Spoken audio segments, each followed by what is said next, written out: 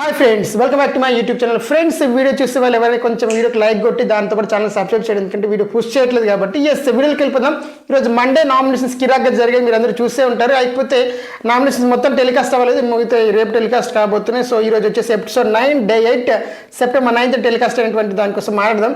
So nomination చిన్న twist ఉంది, ఆ ట్విస్ట్ ఏంటో మాట్లాడదాం. దాంతోపాటు వీడియో చాలా మంచి మంచి విషయాలు ఉండబోతున్నాయి.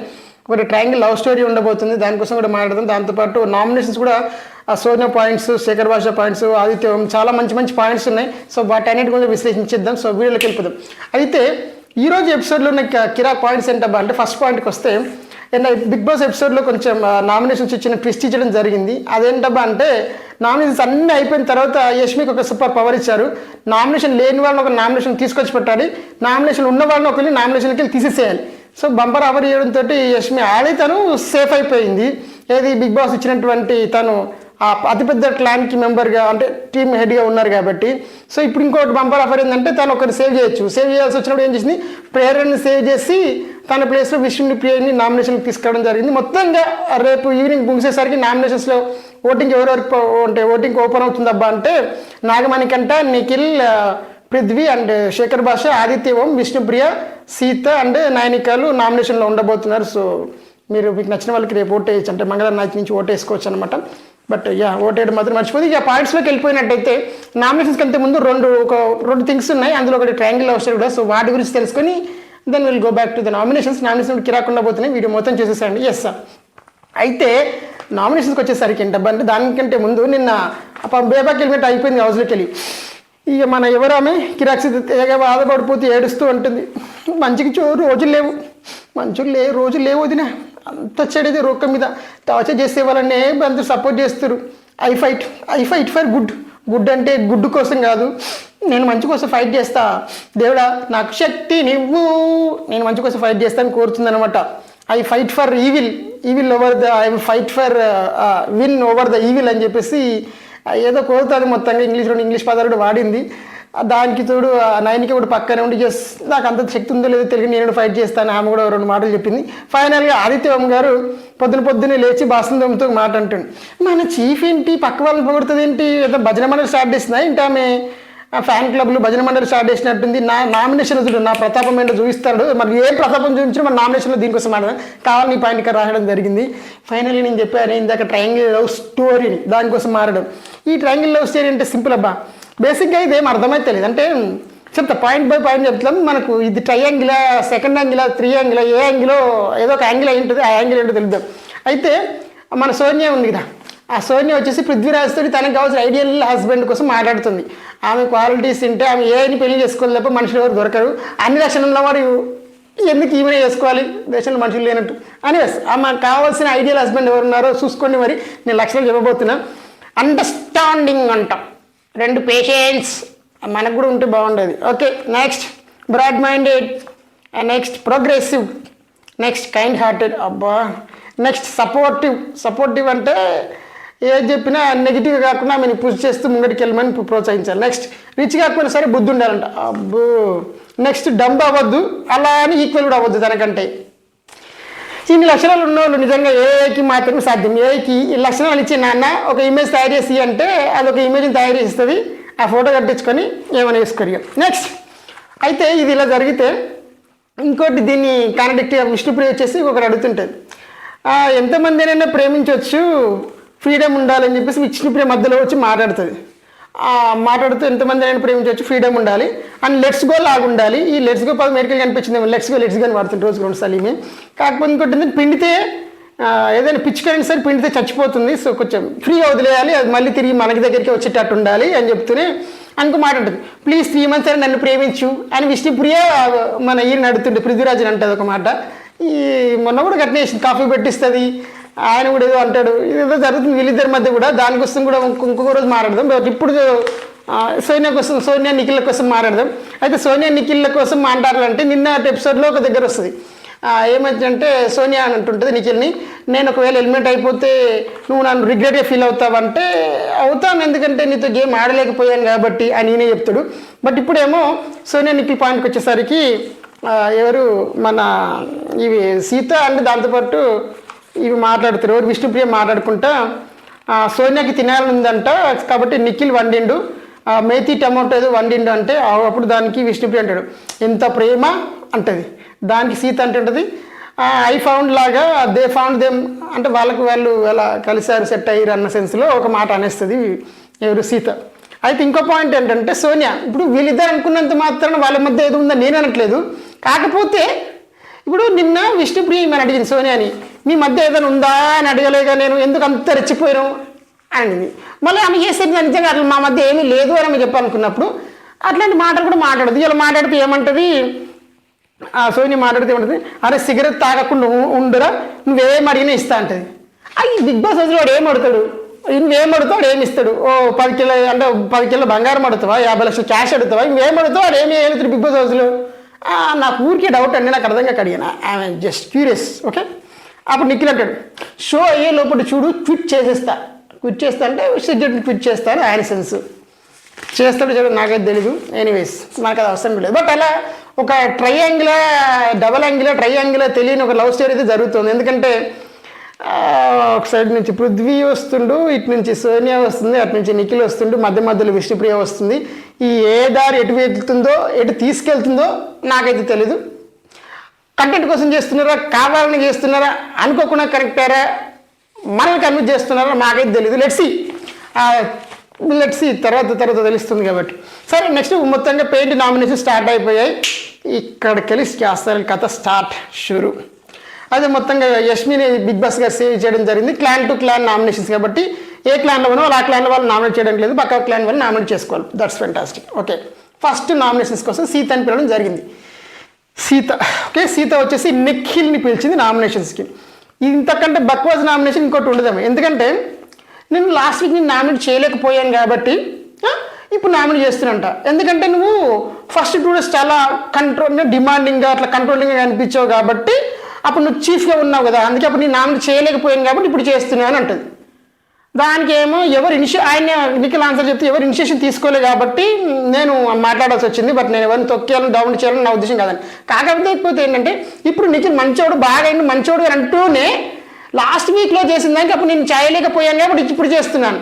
పోయిన వీక్ తెచ్చిన టమాటాలు అదే చాక్లెట్ దాచిపెట్టుకుని ఇప్పుడు తింటున్నానని చెప్పినట్టుంది. అది ఇంత బక్వాస్ నామినేషన్ నాకు అర్థం కాలేదు. దాన్ని బిగ్ బాస్ ఎట్లా అక్సెప్ట్ చేసింది, ఆయన యాక్సెప్ట్ చేస్తారు ఆయన పోయేది ఉంది. కానీ లాస్ట్ వీక్ కోసం ఈరోజు నామినేట్ చేయడం మీద ఫస్ట్ నామినేషన్ ఇంకా చెప్తాది. నెక్స్ట్ ప్రేరణ కేసింది నామినేషన్. ఇది కొంచెం మనసు మారిస్తేనే యూజ్ ఉంటుంది. ఇది ఎంతసేపు తవ్వుకొని డస్ట్బిన్లో వాడి చేస్తారు వీళ్ళు, నాకు అర్థమైతే తెలియదు. అయితే ఆ ప్రేరణ కోసం చెప్పిన పాయింట్ ఏంటబ్బా అంటే ఇది వదిలిపెడితే తెలియదు కానీ రాజు బాగాలేకపోతే నేను రాజు బాగాలేదు అనుకో అయితే ఫైట్ చేస్తాను రాజుతోటి. ఓకే ఎందుకంటే నువ్వు ఇంకో పాయింట్ ఏంటంటుంది నువ్వు బయట కనెక్షన్స్ పెట్టుకొచ్చి దాన్ని నువ్వు ఇక్కడ ఫాలో అవుతూ అందరూ కూడా ఫాలో అవ్వాలని చెప్తున్నావు అని చెప్తూ దాంతోపాటు ఈ డస్ట్బిన్ పాయింట్ కూడా తీసుకొచ్చింది అనమాట. డస్ట్బిన్ నాకు అది నువ్వు డస్ట్బిన్ ఏదైతే జరిగిందో ఆ చెత్త బాటిల్ వేసి మళ్ళీ దాన్ని తీసి బయట పెట్టడం అది నాకు హ్యూమిలేటింగ్ అనిపించింది అని చెప్పింది. దానికి ప్రేరణ మాట్లాడుతూ చీఫ్ కంటే ఒక వాల్యూ ఉంటుంది, చీఫ్తో మేమందరం మాట్లాడి ఒక డిసిజన్ తీసుకున్న తర్వాత బయటకు వచ్చి అలా మేము అలా ఒకటి వర్కౌట్ చేస్తాము. బట్ చీఫ్ కంటే ఒక విలువ ఇవ్వాల్సిందే, వీ రెస్పెక్ట్ చీఫ్ చెప్పినట్టే మేము నడుచుకున్నాము అన్న సెన్స్లో చెప్పింది. దాంతోపాటు మీకు బయట కలిసి వచ్చి ఆడుతున్నారంటే అవును బయట మాకు తెలుసు అనేది నిజం, అది ఫ్యాక్ట్, అది మారదు కదా అని ఆమె చెప్పింది. ఇక డస్ట్బిన్ పాయింట్కి వచ్చేసరికి నువ్వు ఆ డస్ట్బిన్ పాయింట్ అడ్డం పెట్టుకొని నువ్వు క్యారెక్టర్ అసోసియేషన్ చేయడానికి ట్రై చేస్తున్నావు, నేను నార్మల్ జోక్గా చెప్పిన దానిలో నువ్వు కావాలని లాగదీస్తున్నావు అని చెప్పేసి ఆ ప్రేరణ చెప్పడం జరిగింది. ఇక అది ఎంతకు తగలేదు డిస్కషన్ అయ్యి ఫైనల్గా అప్పుడు ఏమంటుంది సీత అంటుంది ఇప్పుడు అవును బాత్రూమ్ అంటుంది కదా నేను హైజీన్గా ఉన్నదే తీసాను అట్లాంటి నేను కొత్త డస్ట్బిన్ కదా నా మీద మాట్లాడినప్పుడు అవును అయితే నువ్వు బాత్రూంలో తింటావా మరి బాత్రూమ్ అంటే తింటా దాన్ని ఏమో అంటే తింటా అంటుంది ఆమె ఎవరు ప్రేరణ. ఇంకా మరి అయితే చెత్త కుప్ప బాగుందని చెప్పేసి చెత్త కుప్పలు దుంతామా అని అంటుంది ఈమె సీత. ఇలా డిస్కషన్ జరిగితే ఫైనల్గా సరే నువ్వు వచ్చి అంటే ఆమె వచ్చింది పోయించుకుని అయిపోయింది. కానీ బట్ ఈ డస్ట్బిన్ ఎంత సాగదీస్తారంటే అలా డ్రింక్ రావచ్చు అంత సాగదీసి దాన్ని అంత పెద్ద చేస్తారు డస్ట్బిన్ మ్యాటర్ని, నాకైతే అర్థమైతే. సరే నెక్స్ట్ అభయ్ నవీన్ నామినేషన్స్కి వెళ్ళిపోదాం.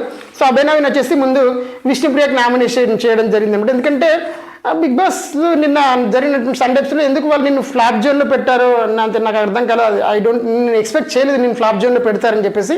ఇంకోటి ఏంటంటే నేను అంటే బెస్ట్ పర్సన్ ఎలిమెంట్ కావాలి కాబట్టి బట్ అందుకే నేను నిన్ను నామినేట్ చేస్తున్నాను, సో బెటర్ అని నామినేట్ చేస్తాను చెప్తాడు. ఆమెనేమో ఇంకా బెటర్గా ఏం చేయాలో ఏం చేస్తే ఇంకా నేను బెటర్ అవుతానో నాకు తెలియదు. ఇట్స్ ఓకే, బట్ జనాలు చూస్తున్నారు, జనాలు చూసుకుంటారన్న సెన్స్లో ఆమె ఓకే అన్నప్పుడు పెద్ద ఆర్గ్యుమెంట్ ఏం చేయదు. ఇక నెక్స్ట్ సెకండ్ పర్సన్కి వచ్చేసి అంటే అభయ్ నవీన్ వేసిన సెకండ్ నామినేషన్ వచ్చేసి ఆదిత్య ఓం గారికి వేసినమాట. ఎందుకంటే ఆయన చెప్పిన పాయింట్ ఏంటంటే మీరు ఇంకా ఈ టైమింగ్స్ మీరు ఇంకా అడ్జస్ట్ కాలేదేమో అనిపిస్తుంది, ఎందుకంటే మీరు ఇంకా ఎక్కడ మీరు వాయిస్ రేస్ చేయట్లేదు రైట్ను ప్రస్తుతానికి అయితే అని అంటే, అవును నేను వాయిస్ రేస్ చేయట్లేదు, ఇప్పుడు నాగమణి కంటే కూడా నేను తక్కువనా అని ఈయన అడిగింది. ఎవరు? మన ఆదిత్య ఓం గారు అడిగారు. అప్పుడు అభయ్ చెప్తూ అంటే నేను ఆల్రెడీ లాస్ట్ వీకే నాగమణి కంటే నేను నామినేషన్ చేశాను కాబట్టి సో ఆయన ఇప్పుడు కొంచెం చేంజ్ మూడ్లో ఉన్నాను, చేంజ్ అవుతుంది కాబట్టి మళ్ళీ ఎందుకు ఆయన చేయాలని చెప్పేసి చేయలేదు, సో అందుకే మీకు వేస్తున్నానని చెప్పడం జరిగింది. ఫైనల్గా దానికి ఆదిత్యం గారు ఎక్స్ప్లెనేషన్ ఇస్తూ నా క్యారెక్టర్ అనేది ఏదైతే ఉందో అది నా పర్సనాలిటీ అనేది నా ఆస్తి, అది నేను మార్చుకోలేను అని ఆయన చెప్తాడు అనమాట. ఇది అంటే కొంచెం అట్నే ఉంటాయి నామినేషన్స్, అంత గొప్పగా ఖాసి అయితే ఏముండవు. సరే నెక్స్ట్ నామినేషన్స్కి వెళ్ళిపోతాం. సోనియా నామినేషన్స్ అంత ఈజీ ఏవి తెగవు. సో ఈమె చెప్పిన దానిలో ఓన్లీ మొత్తం తిప్పి లీడర్షిప్ మాట వినడం అనే పాయింట్ చుట్టూ మాత్రమే తిరుగుతుంది సోనియా నామినేషన్.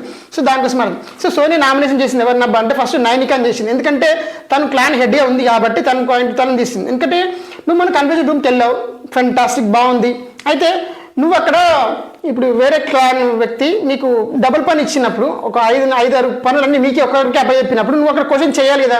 ఒక లీడర్గా ఉండి నువ్వు ఎందుకు క్వశ్చన్ చేయలేదు? నువ్వు క్వశ్చన్ చేయకపోవడం వల్లే మీ టీం సభ్యులందరూ ఇబ్బంది పడాల్సి వచ్చింది కదా అని అడిగింది. దాంతోపాటు ఇబ్బంది పడాల్సి వచ్చింది. సో యాజ్ ఎ క్యాప్టెన్గా నువ్వు ఫెయిల్ అయ్యావు ఒక పాయింట్. రెండోది ఏంటంటే మీ టీంలోని ఆ సీత ఏదైతే ఉందో నన్ను హ్యూమిలేట్ చేస్తున్నారు, నన్ను తొక్కేస్తున్నారు అని అడిగిని చాలా గొడవలు పడింది మిగతా వాళ్ళతో. సో దాంతో అవదంతా డిస్టర్బ్ అయింది. సో నువ్వు దాన్ని ఆపలేకపోయావు, యాజ్ ఎ టీమ్ లీడ్గా క్లాన్ లీడ్గా ఉండి నువ్వు దాన్ని ఆపలేకపోయావు, నువ్వు దాన్ని కంట్రోల్ చేయలేకపోయావు. సో ఆ యాంగిల్లో నువ్వు ఒక టీం లీడ్గా నువ్వు ఫెయిల్ అయ్యావని చెప్పడం జరిగింది. అప్పుడు దానికి నైన్గా చెప్పిన ఆన్సర్ ఏంటంటే ఇప్పుడు వాళ్ళ ఇండివిజువల్ అది, దాంట్లో నేను చెప్పేది ఏముంటుంది అంటే నేను చెప్తేనే వినాలి, నేను రాజుని నా మాట వేదం, సో నేను ఏది చెప్తే మీరు అదే చేయాలి నేను ఎప్పుడు అనుకుని వాళ్ళ ఇండివిజువల్ వాళ్ళు ఏం చేస్తే అది చేస్తారు. ఇప్పుడు పనులు అంటే మేము పని చేస్తాం, ఆ గొడవలు అంటే ఇది అది ఇండివిజువల్ జరిగిన గొడవ, దానికి నేను చేసేది ఏముంది అనేది తన పాయింట్, సరే అని పోయించుకుంటుంది అంతే. నెక్స్ట్ వచ్చేసి కిరాక్ సీత మీద వేసింది సోనియా. ఇక్కడ చాలా డిస్కషన్ జరుగుతుంది.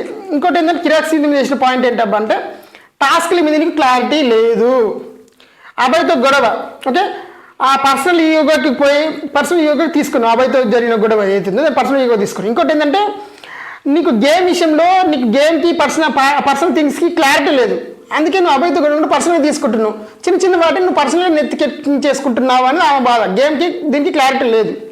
అప్పుడు దానికి సీత ఖాళీగా ఉండగా సీత కరెక్ట్గా రిప్లై ఇచ్చింది, నాకు క్లారిటీ ఉంది, ఎందుకంటే ఆ చెత్తబుట్ట విషయంలో కూడా అది మా క్లానా మీ క్లానా కాదు, ఎవరైనా సరే అలాగే రెస్పాండ్ అవుతుంది, అంతేనా, ఎవరైనా రెస్పాండ్ అవుతుంది.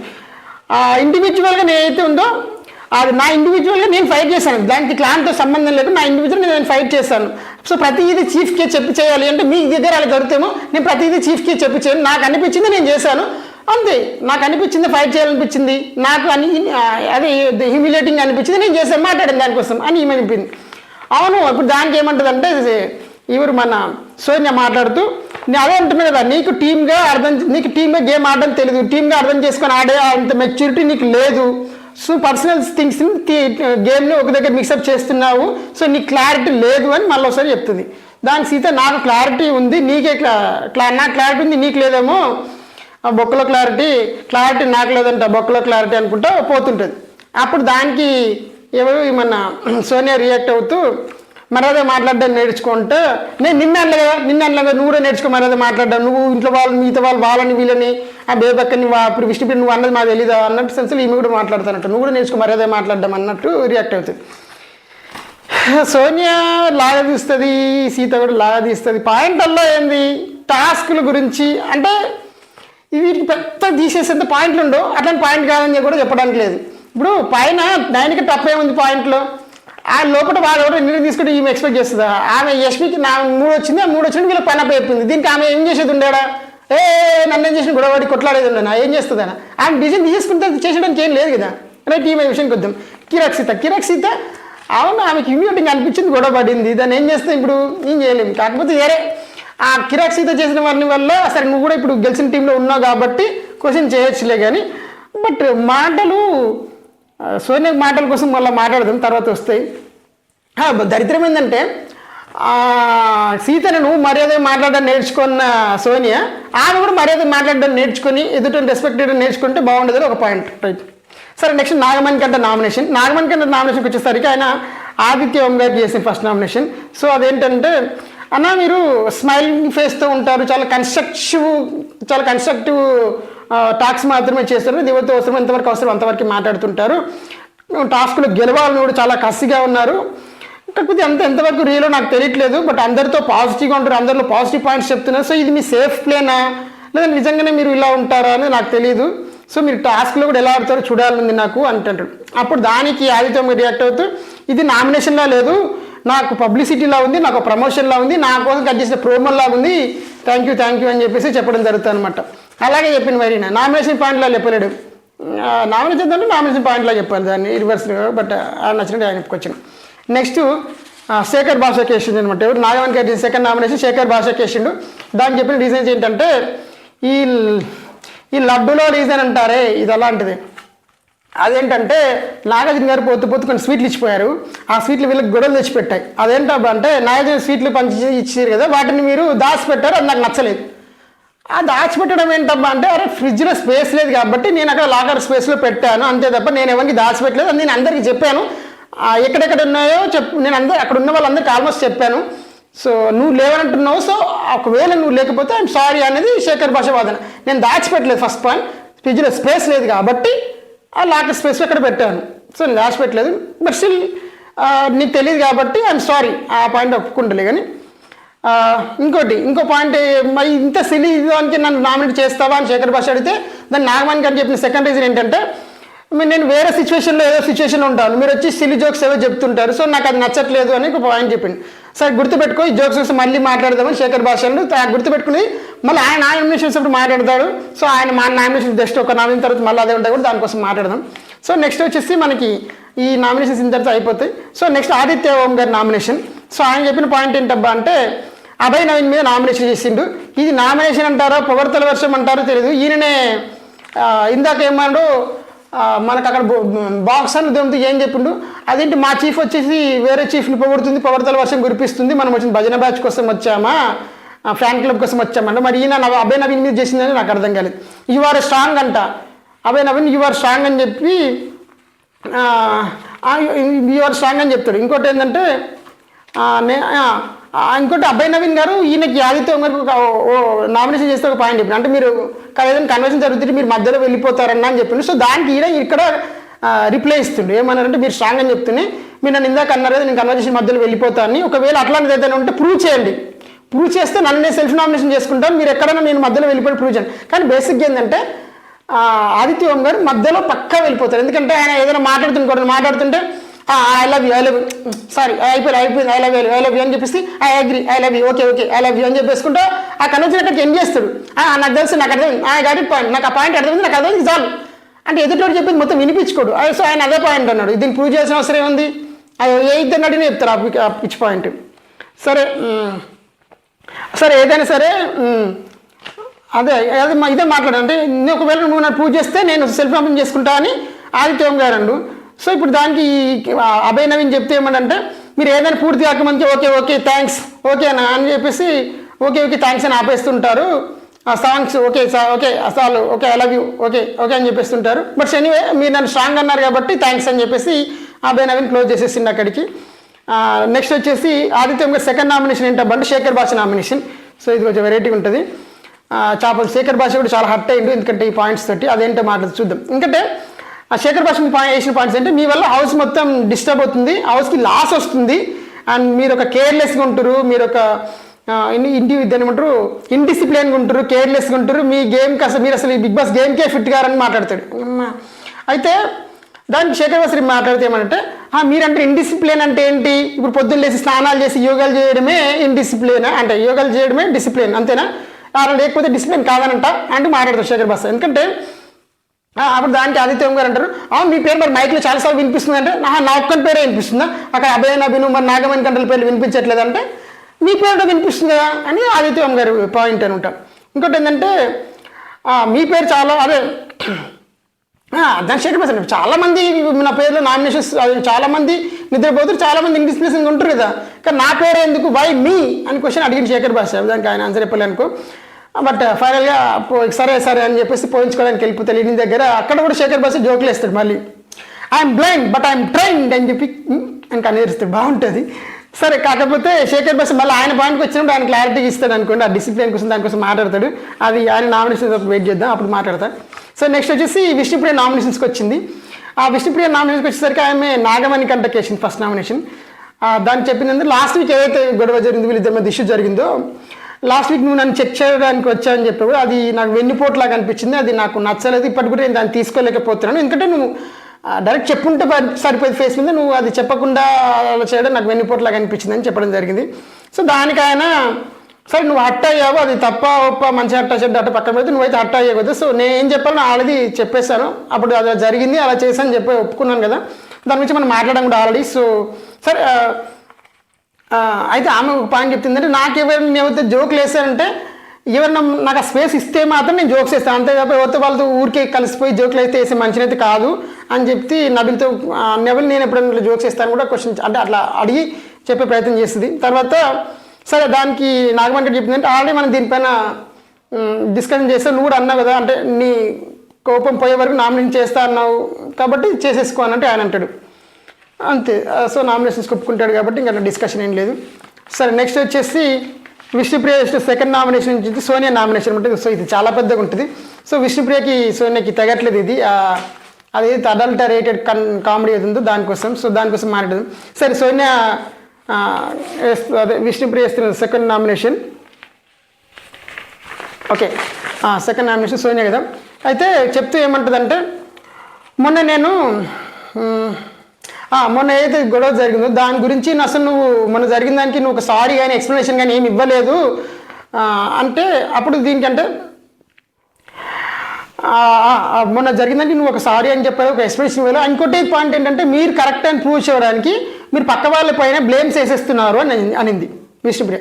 అంటే చాలా వరకు మనం అబ్జర్వ్ చేస్తే సోనియా కావాలనే, ఎందుకంటే నాకు తీసుకురావచ్చో తెలియదు కానీ లాస్ట్ సీజన్లో శివాజీ గారు అలాగే ప్రియాంక జరిగింది అంటుండే, నాకు తెలుసు నువ్వు బయట నుంచి నువ్వేం గేమ్ స్టార్ట్ చేసావు తెలుసు, నువ్వేం చేస్తున్నావో తెలుసు, నాకు అన్నీ తెలుసు అంటాడు, కానీ ఏం చెప్పకపోతుండే, తెలుసు అని బ్లేమ్ చేసేస్తుండే కానీ ప్రూవ్ చేయకపోతుండే. ఇట్నే ఈయన కూడా ఇప్పుడు సోనియా కూడా అదే టైప్ అనమాట. ఏమంటుందంటే అన్నిటి అంటే ఇలాగే మాట్లాడుతుంది.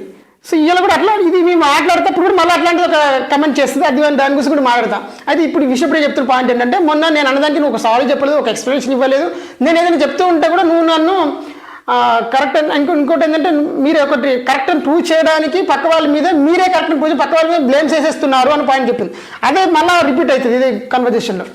అయితే అప్పుడు దానికి సోనియా చెప్పే ఆన్సర్ ఏంటంటే, మీకు నోటికి అద్దొడ్డు ఇష్టం వచ్చినట్టు మాట్లాడతారు, మీకు ఇష్టం వచ్చిన చోటు జోక్స్ వేస్తారు, నీ నోటికి అసలు కంట్రోలే ఉండదు, నీకు ప్రతిదీ కామెడీయే అన్న సెన్స్లో సోనియా చెప్పింది. దానికి నేను అసలు కామెడీయే చేయలేదు కదా ఆ రోజు, నేను అడిగాను జస్ట్, దానికి మీ ఒపీనియన్ మీరు నో కమెంట్ అన్నారు, అయిపోయింది. దాని తర్వాత మళ్ళీ మీరు వచ్చి ఎందుకు అలా పోక్ చేసినట్టుగా అడల్టరేట్ కామెడీ ఎందుకు వాడారనేది ఈమె క్వశ్చన్. నేను అసలు అడిగిందంటే తప్పేముంది, మీరు ఎందుకు అలా మాట్లాడారంటే, అప్పుడు దానికి సోనియా చెప్తున్న పాయింట్ అంటే, ఒక అమ్మాయితో ఏం మాట్లాడాలో ఏం మాట్లాడకూడదో మీకు అసలు ఆ సెన్సిటివిటీ మీకు అసలు తెలీదు అన్నట్టుగా, అసలు మీరు అమ్మాయే కాదన్న సెన్స్లో మాట్లాడింది సోనియా, ఎవరిని విష్ణుప్రియని. అయితే అప్పుడు ఆమె అడిగింది, ఎవరు విష్ణుప్రియ, అవును నేను 18+ కామెడీ ఎప్పుడైనా చేశానా అంటే, అవును మీరు చేసేది అంతా అదే, నువ్వు నాకైతే అంతే, నాకు అదే, నువ్వు అదే చేస్తావు అన్నట్టుగా సోనియా రిప్లై ఇచ్చింది. సరే సరే సరే నేను నాకు చిన్నపిల్ల నాకు తెలియదు, సరే సోనియా నువ్వు పెద్దదానివే కదా, నువ్వు పెద్దదాని డైరెక్ట్గా నాకు ఇది చెప్పవచ్చు, ఇది కాదు, ఇది లెక్క, ఇది అంటే నాకు నచ్చట్లేదు, ఇది పద్ధతి కాదు, నువ్వు అట్లా డైరెక్ట్ చెప్పొచ్చు, ఎందుకు అలాంటి పదాలు లూజ్ అయ్యావనేసి అడిగింది అనమాట. అంతే, ఇప్పుడు నాకు మధ్య అంత రాపో లేదు, సరే నేను కామెడీ చేయగల నేను తీసుకొని చెప్పుడు సరిపోదు కదా, ఎందుకు అలా రియాక్ట్ అయ్యామని అడిగింది ఎవరు విష్ణుప్రియ. అడిగితే అవును నేను అడల్టరేటర్ అంతే, అదే సింపుల్, అదే చెప్పు, నువ్వేది అడుగుతున్నావో సింపుల్గా రాపోలేదని చెప్పాను, దాన్నే నేను ఇలా చెప్పాను, ఎలా సింపుల్గా I don't belong to your adulterate comedy అని చెప్పాను. ఆ పదాన్ని అలా చెప్పాను, ఇలా చెప్పాను, దాన్ని వాడిన పదం ఇంతే, నువ్వు ఏదైతే అంటున్నావో రాపోలేదు కదా, అదే నార్మల్గా చెప్పొచ్చు కదా అన్నవా, అదే ఈ సెన్స్లో చెప్పాను అంతే, ఇదే పదం వాడు చెప్పాను. అప్పుడు దేనికి విషయం నీ బ్రెయిన్లో అంతా అదే ఉంది, అందుకే నీకు అట్లా కనిపిస్తుంది అంటే, అప్పుడు దానికి సోనియా రియాక్ట్ అవుతాయి ఏమంటే, బట్టలు చక్కగా వేసుకోవడం కూడా అంటే నువ్వు బట్టలు అంటే ఒక మనిషి పక్కన నిలబడేటప్పుడు బట్టలు చక్కగా వేసుకొని నిలబడాలని కూడా నీకు తెలియదు, ఆ పర్సన్ అన్కంఫర్టబుల్ ఫీల్ అవుతున్నా సరే నువ్వు అలాగే చేసావు, నీకు అసలు ఏం తెలీదు అన్న సెన్స్లో మాట్లాడింది. దానికి విష్ణుప్రియ ఎవరు ఆ పేర్లు చెప్పు, ఎవరితో అన్నావు, ఎవరితో అలా ఉన్నాను నేను, ఎవరితో అలా బిహేవ్ చేసిన వాళ్ళ పేర్లు చెప్పావంటే అందరితో అలాగే ఉంది, నువ్వు అందరితో అలాగే బిహేవ్ చేస్తున్నావని దాన్ని కవర్ చేసింది సోనియా. అంటే సోనియా ఎదుటే నిందలు వేసేస్తుంది, నువ్వు ఇలా ఉంటున్నావు, నువ్వు అడల్టరేట్ కామెడీయే చేస్తున్నావు, నువ్వు కావాలి నువ్వు వంతుడు బట్టలు అన్కంఫర్టబుల్ బట్టలు వేసుకుని వంతు పక్కకు నిలబడుతున్నావు అంటే కావాలి స్టేట్మెంట్ పాస్ చేస్తుంది, అది నిజమా అబద్ధమా ఇవ్వని తెలీదు. ఇది టూ రాంగ్. నిజంగా అమ్మాయి తప్పు చేసిందని అనుకుందాం, విష్ణుప్రియ తెలుసో తెలియక చిన్నపిల్ల తప్పు చేసింది, ఆ తప్పు చేస్తే ఎక్కడ తప్పు చేసింది ప్రూవ్ చేయాలి కదా. నువ్వు పలానా ఎక్స్టైన రోజున పలానా వైఎన్ పర్సన్తో నిలబడ్డా వాడు అన్కంఫర్టబుల్ ఫీల్ అయ్యాడు, వాడు నాతో వచ్చి చెప్పాడు, ఈ క్లారిటీ ఇవ్వకుండా నువ్వు బట్టలు తప్పుడు అంటే నువ్వు ఎదుటి అన్కంఫర్టబుల్ ఫీల్ అయ్యేటట్టు బట్టలు వేసుకుని నిలబడ్డా వాడు అన్కంఫర్టబుల్ ఫీల్ అవుతుందని చెప్పేసి నువ్వు పక్కకి పోవట్లేదు, నువ్వు అదే నువ్వు చేస్తున్నావు అంటున్నావు అంటే కావాలని ఈ స్టేట్మెంట్ పాస్ చేస్తుంది, అది నిజమా అబద్ధమా దానికి ప్రూఫ్స్ ఏంటనేది ఎవరిని ఆమె ఇష్టం అట్లా నడిచిపోతుంది అనుకుంటాను. సరే నెక్స్ట్ వచ్చి శేఖర్ భాష దగ్గరికి వద్దాం.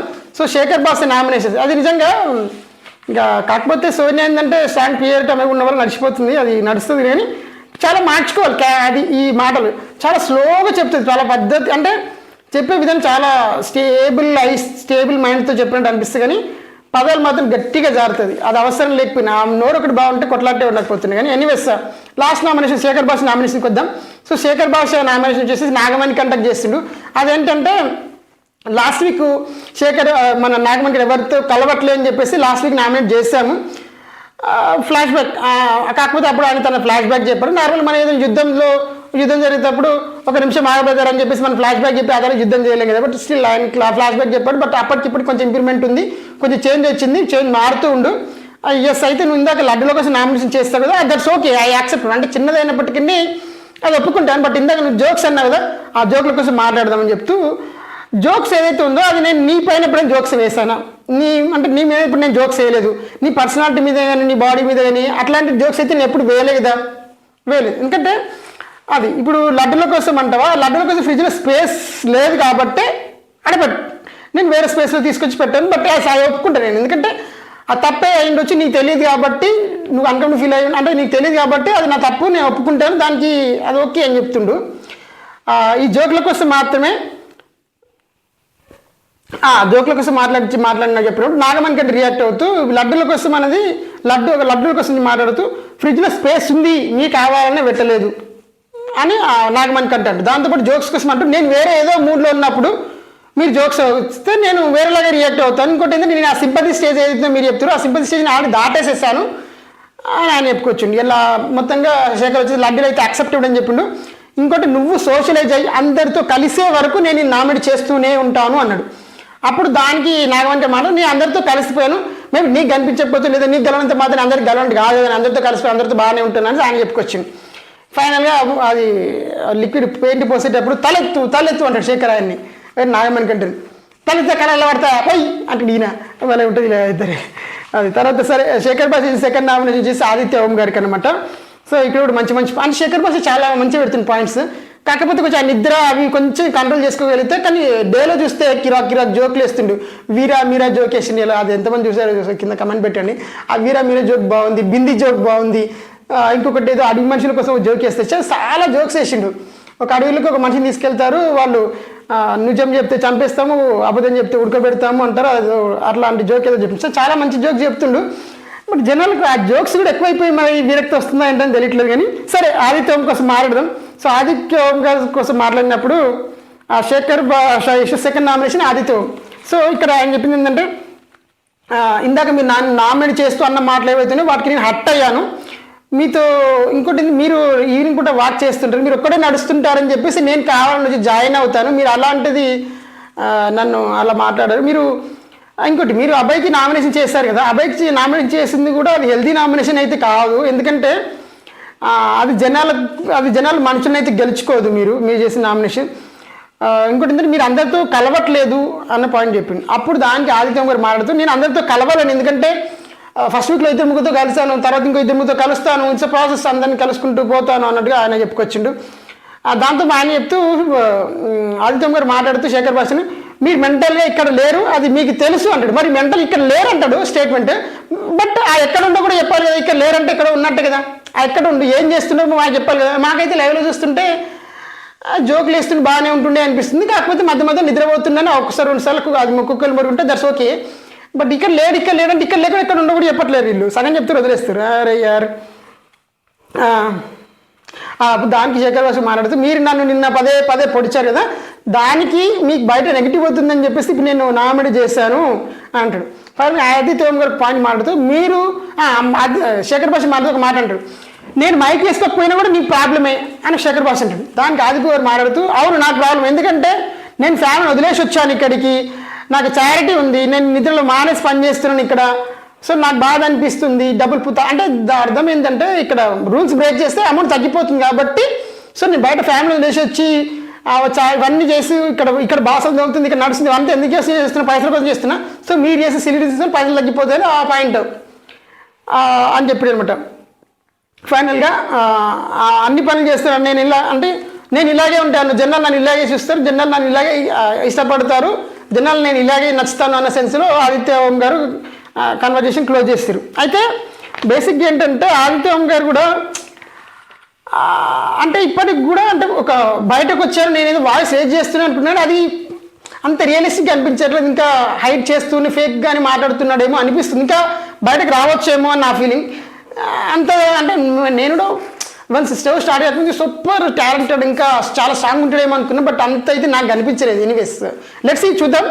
బట్ కంపేర్డ్గా శేఖర్ భాష గారి పాయింట్స్ బాగా పెడుతురు లాజికల్గా, ఎందుకంటే is game is a game, but ఆయన పాయింట్స్ ఆయన గేమ్ ఆడుతుండా అంటే ఫిజికల్ గేమ్ ఇంత పెద్ద ప్రూవ్ చేసుకోలేదు, కానీ టెక్నికల్గా పాయింట్స్ పెట్టే దగ్గర పాయింట్స్ బాగానే పెడుతుండు, హౌస్ ఎంటర్టైన్మెంట్ అయితే చేస్తుండు. ఇదే ఇవాళ వరకైతే జరిగిన నామినేషన్స్. రేపటి సంగతి రేపు మాట్లాడదాం మిగతా నామినేషన్స్ టెలికాస్టింగ్లో వచ్చిన తర్వాత. సో వీడియో నచ్చితే లైక్ పెట్టడం పాటు చాలా సబ్జెక్ట్ చేయడం మాత్రం మర్చిపోద్దు. అండ్ ఇది ఫ్రెండ్స్ వాళ్ళ వీడియో మాట్లాడుతూ మళ్ళీ కలుసుకుంటాం. Thank you and thanks for watching this video. Have a nice day.